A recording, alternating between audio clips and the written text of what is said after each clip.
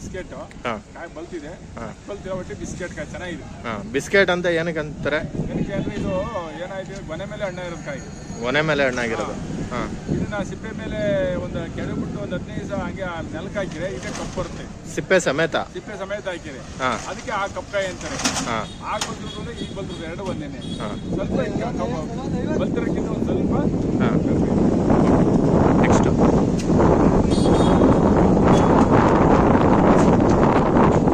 Full ಬಲ್ತಿರೋ ಕಾಯಿ, full ಕಳ್ಳಾಗಿ ನಿಂತಿರೋದು, full ಬಲ್ತಿದೆ. ಹೆಂಗ್ ಗೊತ್ತಾಗುತ್ತೆ?